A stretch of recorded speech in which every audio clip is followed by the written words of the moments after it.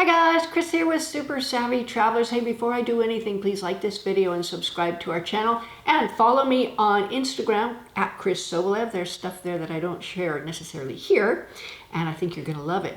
So today I have a really special video for you, and it is the 10 lifestyle hacks that are gonna help you assimilate into Italian culture, whether you're visiting or whether you're gonna move there. It's so important to assimilate into the Italian culture because Instagram and all these beautiful things that you see is very different than real actual life in Italy.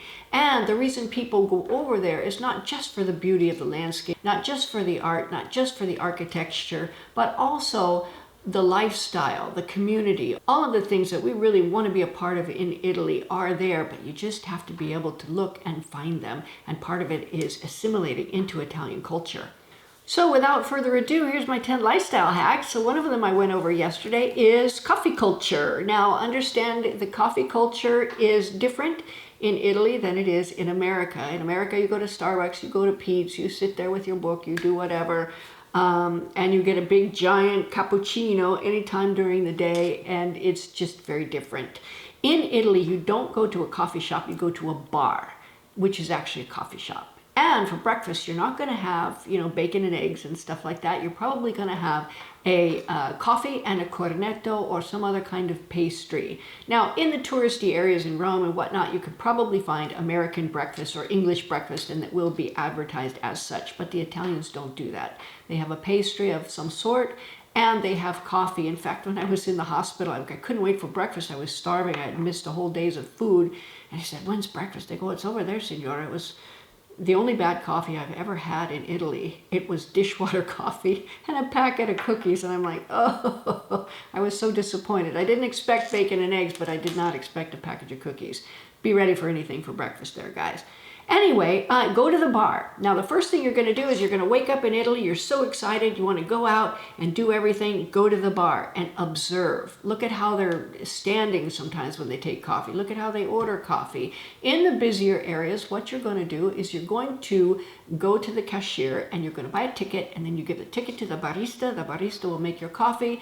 Maybe bring it to your table. Most of the time, they'll just serve it to you at the bar there, or you take it to your own table. So that is how it's done, like in the train stations and the airports and things like that. However, in the smaller towns, you sit down, you order your coffee, they bring it to you, you sit as long as you want and enjoy it, and then you pay on the way out. And that's what I've seen in most of the towns that are not like super busy in Rome or whatever. That's how it is. Now, the coffee culture, very important. You're not going to get a giant cappuccini or whatever they are at Starbucks. I don't even know what they are. I don't go to Starbucks because to me it's like not Italian at all. The ones here are their own hybrid of American and whatever else. However, in Italy, everything starts with espresso. Espresso is coffee over there. If you order un caffè, you're going to get a cup of espresso. And but don't order espresso, because espresso is just the base for all of the other drinks. You've got your caffè, which is a cup of espresso. Then you have a caffè lungo, which is espresso with a little bit of water in it. Then you can get a caffè macchiato, which is coffee and that is stained with a little bit of milk. Macchiato means stained, and it's stained with a little bit of steamed milk. Don't get that confused with a latte macchiato. A latte macchiato is a cup of milk stained with a tiny bit of coffee. That can be confusing, and don't order a latte there. You'll get a glass of milk, because latte means milk in Italian. Now, another thing I'd like to point out is when you're ordering cappuccino and you're ordering two, plural, you drop the O and you add an I on the end. Due cappuccini, not two cappuccinos, not due cappuccinos or two cappuccinos, it's cappuccini. Even if you say two cappuccini, it's still better than saying two cappuccinos. Okay, same with panini. One panino, two panini. Now, cappuccino after lunch, pretty much not done in Italy. Of course, in the touristy areas, you can get it anytime. But if you go to some of the other smaller areas, you're going to find it's just really not done. They'll serve it to you, but under duress, because it's not healthy for you to have all that milk after eating. And in fact, coffee is like a digestive over there. It's taken to settle the stomach and settle everything in. So don't order cappuccini after 11 o'clock. Sometimes at 11:05 or 11:15, if you're really nice to the barista, he'll make you one. Now, the second thing is embrace the slow rhythm. It's all about the passeggiata. When they do a passeggiata, which is the evening walk, they're not like whoop, whoop, whoop, whoop, whoop, trying to get somewhere. They're out there, they're looking, they're exteriorizing their attention, they're looking for their friends, they're kissing the babies. It's a wonderful, wonderful thing. So when you get there, don't rush, relax, enjoy the slow lifestyle. It's slow everything, slow cooking, slow living. It's nice when you really start to fold yourself into it. Another thing is La Bella Figura. Now, Pete was telling me about some videos he saw of interviews with people in Italy, local Italians, and they said they love tourists, they love them, but what they don't like, flip-flops and shorts. Don't wear them into restaurants. When you go out to lunch, put a little care into what you're wearing. Even if you're wearing shorts or it's hot or whatever, you can still look nice. Just do the little extra to give yourself a little Bella Figura, and it will be very much appreciated. Now, Bella Figura is not just in dress, it's also in how you act, how you treat other people. Brutta Figura is things like not keeping a date or canceling too late on a dinner or some kind of engagement, or stiffing somebody, not paying them, not keeping your promises, all of the things that you want people to do with you. If you don't do that, that's Brutta Figura. Another thing is shop like a local. I love shopping in Italy. It's not just a trip to the local supermarket. It can be, but a lot of times you'd make the rounds. Like when we're in Mola di Bari, there's a macelleria there that I just love. They have so many great local things that are already prepared. You just stick them in the oven and boom, instant meal. They're fabulous. And you can ask them for recipes. How do I make this? How do I cook this? And they tell you exactly what to do. So you can actually make these local specialties at home because they tell you how to make them. You get that, then you go over to the fruit market and vegetables, get your vegetables there. You go over and, oh, my favorite place, the bread store, the focaccia store. Oh, so whenever you go shopping there, you start with your little cart, you go to the macelleria, you figure out what you're gonna make, and then you go to the frutteria and you get your fruits and vegetables. Then you go to the pane store and you pick up your breads and your focaccia and whatnot. And then if you need to go to the supermarket for something else, you can always swing by there and get whatever else you need. Shopping like a local is more than just shopping. It's an experience, it's connection, it's part of daily life. Now, we talked a little bit about the passeggiata, the evening stroll. What happens is they get dressed up, Bella Figura, and they go out and they visit with all their friends. They walk slowly, they have an ice cream, they might even have another coffee, sit down and just enjoy each other. And so many of these beautiful towns have these giant piazzas. Again, Mola di Bari has that beautiful piazza with the church right there and with the government municipality buildings. So beautiful, big fountain in the middle. You go walk around, your dogs sniff each other. It's just a wonderful, wonderful time. And it's not like a woof, woof, woof walk. It's like a slow, beautiful walk. Another thing is eat seasonally and eat socially. One thing that doesn't go over well is if you go over there and tell them exactly how you want your lunch made. Don't do that. Just get your lunch and eat it. It's going to be good. I can guarantee it. And don't order spaghetti and meatballs. It's not a thing over there. Chicken parm, I think that's only in America. Maybe you can get it. I know Justin got a legna at Volare Sicilienne to make him a chicken parm, and it's delicious. But just look and see what's on the menu. What are you going to get?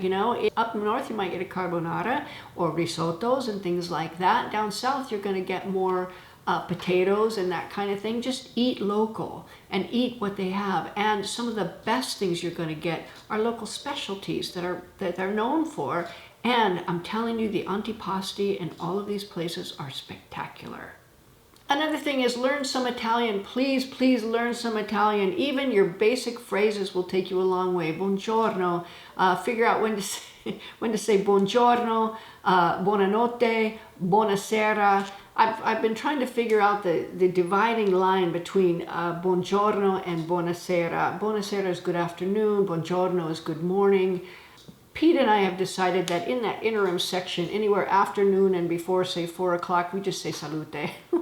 We don't want to have to do mental math. It's a little bit more of a casual thing, but buongiorno in the morning, buonasera in the afternoon. You're pretty safe if you say buonasera after the pausa. The pausa is another thing, mostly in southern Italy, but you're going to find it in a lot of the smaller towns and whatnot. They close after lunch. They close, everybody eats their lunch, they all take a little nap, or read or do something fun or whatever, and then they come back to work after that, and they generally stay open later in the evening. So learning your Italian phrases is very good, but definitely learn Italian. If you're moving there, you have to know Italian. Another thing you want to do is look for the markets, look for the festivals, look for all of the events. Every single one of these towns has so many events. Even our cute little hill town in Torrita has so many events. It has the Palio, which is coming up. It's the donkey races that mimic the Palio, the actual real Palio in Siena. These are donkey races, and of course the neighborhoods all get involved, and it's a very, very competitive race, but it's a week of festival up there, eating well, and all kinds of, events and things like that going on. Very exciting. The market is there every Friday. I love the market. And they have an opera festival, they have a blues festival, they have all kinds of things happening in Torrita di Siena, which for a small hill town, it has a lot going on, but most of them do. Now, once you start going to these things regularly, you're going to start seeing the same people, you're going to start greeting them, and you're going to start finding friends. Now, another thing that is a little difficult to get used to, if you come from the hustle and bustle of California, which we do, and you go into a small town like Torrita di Siena or Santa Domenica, especially Santa Domenica Tlau, where we lived for so many years, you're not going to make it across the piazza in, a few minutes. It's not going to happen. You're going to stop and talk to everybody in the piazza, and sometimes it's taken me hours to get through the tiny piazza because everybody stops you. They want to get caught up. They want to talk to you about what you're doing. Many times they insist on buying you a coffee, which is very nice, but just slow down. Have these chats. Really get to know these people and become a part of their lives. That is really the community that you're looking for. And one of the things that I will say, especially in places like Santa Domenica Tlau and the other smaller villages where you really become part of the village, if they don't see you for a few days, they start knocking on your door. Hey, are you okay? We haven't seen you.